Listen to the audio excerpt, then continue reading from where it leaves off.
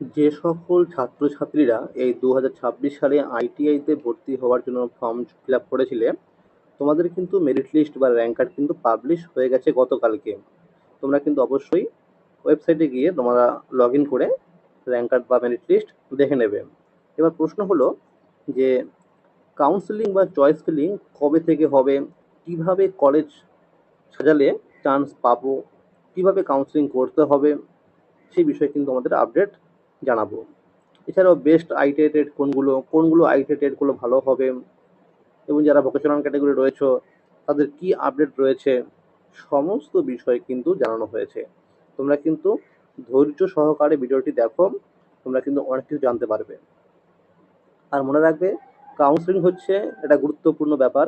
অনেকেই কিন্তু এই কাউন্সেলিংয়ে কিন্তু ভুল করে, তার জন্য কিন্তু ভালো র্যাঙ্ক থাকা সত্ত্বেও ভালো কলেজ বা ভালো ট্রেড পায় না। তোমাদের প্রথমেই বলি, তোমরা কাউন্সেলিং বা চয়েস ফিলিং কিভাবে করবে। তোমরা প্রথমে আইটিআই যে ওয়েবসাইটে যে দেওয়া আছে প্রসপেক্টাস, সেখানে যে কলেজের নাম দেওয়া রয়েছে, কোন কোন ট্রেড রয়েছে, কোন কোন কলেজে, তোমরা কিন্তু সেটা দেখে নিয়ে তোমরা একটা খাতার মধ্যে আগে লিখে নাও যে তোমার বাড়ি থেকে ডিস্টেন্স অনুযায়ী যে সমস্ত রয়েছে কলেজ, তার একটা নাম লেখো পরপর তোমরা। এবার যখন তুমি কাউন্সেলিং করবে, ধরো তোমার ইচ্ছা হলো তুমি ফিটার নিয়ে আইটিআই করবে, তুমি ফিটার ট্রেডগুলোকে পরপর রাখবে। ধরো তুমি করলে কল্যাণী কলেজের ফিটার, হালিশহর কলেজের ফিটার, রানাঘাট কলেজের ফিটার, তুমি এরকম পরপর রাখবে ট্রেডগুলোকে। এবং তারপর তুমি রাখবে তুমি ইলেকট্রিশিয়ান ট্রেডগুলিকে, তারপর রাখবে ইলেকট্রনিক্স মেকানিককে, তারপর রাখবে ডিজেল মেকানিককে। এইভাবে তোমরা কিন্তু কলেজ সাজাবে। তোমরা মনে রাখবে যে এম গ্রুপের ক্ষেত্রে কিন্তু ফিটার, ইলেকট্রিশিয়ান, ইলেকট্রনিক্স মেকানিক এবং ডিজেল মেকানিক, এগুলো কিন্তু ভালো ট্রেড।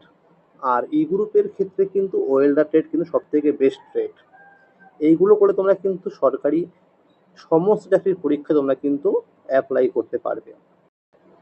এবার প্রশ্ন হলো, যারা ধরো বাড়ির কাছাকাছি যে কোনো আইটিআই কলেজে বা যে কোনো ট্রেডে আইটিআই করতে চায়, তারা কিন্তু fitter, electrician, electronics mechanic, diesel mechanic, তারপরে মেশিনিস্ট, তারপরে টার্নার, মেশিনিস্ট গ্রাইন্ডার, তারপরে কোপার অর্থাৎ কম্পিউটার ট্রেড, তোমরা কিন্তু এইভাবে সাজাবে।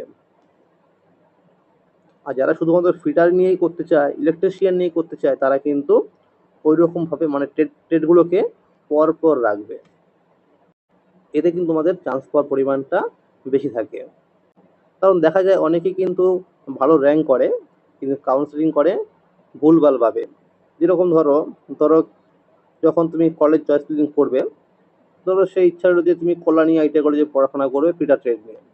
এবার দেখা গেল যে ওই ছেলেটি কল্যাণী আইটিআই কলেজে ফিটার ট্রেডে চয়েস করলো, বাই চান্স সে ওই কলেজে বা ওই ট্রেডে চান্স পেলো না, তখন তার সেকেন্ড যে চয়েস রয়েছে ধরো সেখানে চয়েস করলো মেকানিক্স ট্রেড, সে মেকানিক্স পেয়ে গেল, তখন তার কিন্তু আর নিচের দিকে আর কলেজে যাবে না। অর্থাৎ এই কারণে তোমরা কিন্তু ট্রেডগুলোকে পরপর রাখবে। এবার প্রশ্ন হলো যে ই গ্রুপের ক্ষেত্রে আর কি কি ট্রেড ভালো আছে। দেখো, ই গ্রুপের ক্ষেত্রে শিট মেটাল এবং কার্পেন্টার ট্রেড, এইগুলো কিন্তু মোটামুটি ভালো, বেশিরভাগ পরীক্ষার জন্য কিন্তু ফর্ম ফিল আপ করা যায়। এবার আরও একটি প্রশ্ন হলো, ভোকেশনাল ক্যাটাগরি যারা অ্যাপ্লাই করেছো তাদের র্যাঙ্ক কার্ড দেওয়া হবে কি না। দেখো, ভোকেশনাল ক্যাটাগরিতে কিন্তু আগে র্যাঙ্ক দেওয়া হতো, তো দেখা যাচ্ছে গত 3-4 বছর ধরে কিন্তু এই ভোকেশনাল ক্যাটাগরিতে র্যাঙ্ক কার্ড দেওয়া হচ্ছে না। মনে রাখবে, 3টে রাউন্ড পর্যন্ত অর্থাৎ থার্ড কাউন্সিলিং পর্যন্ত তোমাদের কিন্তু ভোকেশনাল ক্যাটাগরিতে ভর্তির সুযোগ থাকে।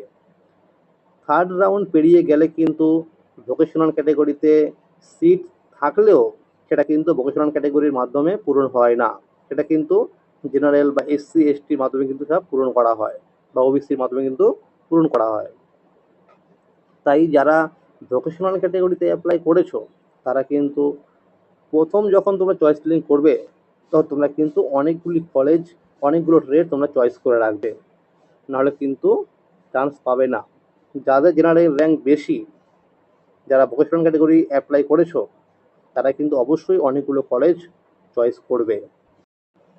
এবার প্রশ্ন হলো যে ডিস্ট্রিক্ট কোটা আর নন ডিস্ট্রিক্ট কোটা, এই ব্যাপারটা কি? মানে ব্যাপারটা এরকম হচ্ছে, ধরো তোমার র্যাঙ্ক হয়েছে 5,000 র্যাঙ্ক, জেনারেল র্যাঙ্ক। ধরো আরও একটি ছেলের র্যাঙ্ক হয়েছে 7,000 র্যাঙ্ক। তোমরা দুজনেই ধরো চয়েস ফিলিং করেছো নর্থ চব্বিশ পরগনা ডিস্ট্রিক্টের কোনো একটি আইটিআই কলেজে। দেখা গেল যে তার মধ্যে যে যার র্যাঙ্ক হয়েছে 5,000 র্যাঙ্ক, তার বাড়ি হচ্ছে তোমার নদিয়া ডিস্ট্রিক্টে।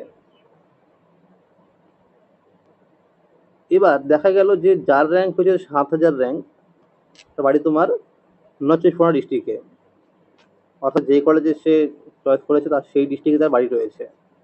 এবার দেখা গেল যে যে র্যাঙ্ক করেছে 5,000, তার র্যাঙ্ক তো কম। দেখা গেলো ওই কলেজে নন ডিস্ট্রিক্ট কোটায় কোনো র্যাঙ্ক নেই, তখন সে কিন্তু চান্স পাবে না। থেকে বেশি র্যাঙ্ক করা ছেলেটি কিন্তু এই কলেজেই চান্স পেয়ে যাবে। এটাই হচ্ছে ডিস্ট্রিক্ট কোটা এবং নন ডিস্ট্রিক্ট কোটার মধ্যে পার্থক্য। আরও একটি প্রশ্ন হলো যে স্পট কাউন্সিলিং ব্যাপারটা কি? দেখো যে 4th রাউন্ড কাউন্সিলিং হবার পরে কাউন্সিলিং থেকে কিন্তু আরও একটি নোটিশ দেওয়া হয় যে তোমরা কিন্তু আবার চয়েস ফিলিং করতে পারো নতুন করে, অর্থাৎ তোমাকে কিন্তু আবার প্রথম থেকে কলেজ সাজাতে হবে। তো এই কাউন্সিলিং হওয়ার পরে, অর্থাৎ অ্যালটমেন্ট রেজাল্ট বেরোনোর পরে যদি সিট থাকে, তখন কিন্তু ডাইরেক্ট স্পট কাউন্সিলিংয়ের মাধ্যমে অ্যাডমিশন নেওয়া হয়। মনে রাখবে যে স্পট কাউন্সিলিং তোমাদের কিন্তু কলেজে গিয়েই করতে হয়, যে কোনো একটি আইটিআই কলেজে গিয়ে তোমাকে কিন্তু এই কাউন্সিলিং করাতে হবে। তো কিভাবে স্পট কাউন্সিলিং হবে, কাদেরকে করতে হবে, কবে করতে হবে, সমস্ত বিষয় তোমাদের কিন্তু জানানো হবে। এবার প্রশ্ন হলো যে ক্লাস স্টার্ট কবে থেকে হবে? দেখো এই পর্যন্ত সূত্রের খবর যে আগস্ট মাসের শেষের দিকে বা সেপ্টেম্বর মাসের প্রথম দিকে তোমাদের কিন্তু ক্লাস শুরু হয়ে যাবে। আবার অনেকেই প্রশ্ন করছো যে পিটিপি কলেজ যারা ভর্তি হবে তাদের অ্যাডমিশন ফিস কি বেশি কিনা? দেখো যারা পিটিপি কলেজে সরকারি কোটায় বা গভর্নমেন্ট কোটায় চান্স পাবে, তাদের যা খরচ এবং যারা সরকারি কলেজে চান্স পাবে তাদের কিন্তু সেম খরচ, অর্থাৎ একই খরচ, 1 টাকাও কিন্তু বেশি নয়। কিন্তু যারা গভর্নমেন্ট কলেজে আইএমসি ক্যাটাগরিতে চান্স পাবে তাদের কিন্তু অ্যাডমিশন ফিস বেশি, এবং যারা পিটিপি কলেজে ম্যানেজমেন্ট কোটায় ভর্তি হবে তাদের কিন্তু গভর্নমেন্ট কলেজের আইএমসি থেকেও তার কিন্তু আরও বেশি। তোমাদের সুবিধার জন্য কিন্তু টেলিগ্রাম গ্রুপ খোলা হয়েছে, তোমরা অবশ্যই সেই টেলিগ্রাম গ্রুপে যুক্ত হয়ে যাও। কার কত র্যাঙ্ক হয়েছে তোমরা সেই গ্রুপে লিখে পাঠাও, তোমাদের জানানো হবে তোমরা কীভাবে কাউন্সেলিং করলে চান্স পাবে, কোন কলেজে কোন ট্রেডটিকে সাজালে তোমাদের চান্স পাওয়ার পরিমাণটা বেশি থাকবে। তো তোমরা কিন্তু সময় নষ্ট না করে অবশ্যই তোমরা সেই গ্রুপে যুক্ত হয়ে যাও। এবং যারা কাউন্সেলিং করতে পারবে না তাদের কিন্তু সম্পূর্ণ বিনামূল্যে কাউন্সেলিং করে দেওয়া হবে। এর জন্য তোমাদের কাছ থেকে কোনো রকম ফিস নেওয়া হবে না, সম্পূর্ণ বিনা খরচে। এবং যারা কাউন্সেলিং গাইডলাইন্স পেতে চাও সম্পূর্ণ বিনামূল্যে, অবশ্যই তোমরা কিন্তু গ্রুপে যুক্ত হয়ে যাও। মনে রাখবে কাউন্সেলিং কিন্তু খুব গুরুত্বপূর্ণ ব্যাপার, যদি একবার ভুল করে কাউন্সেলিং করে ফেলো তুমি কিন্তু আর ভালো কলেজে ভালো ট্রেডে আর সুযোগ পাবে না। তাই অবশ্যই কাউন্সেলিং করার আগে অবশ্যই এখন জেনে নাও যে স্যার কীভাবে কাউন্সেলিং করতে হবে, কীভাবে কাউন্সেলিং করলে আমি চান্স পাবো। তাহলে আজকের আপডেট এই পর্যন্তই, আবারও আসছি পরবর্তী আপডেট নিয়ে।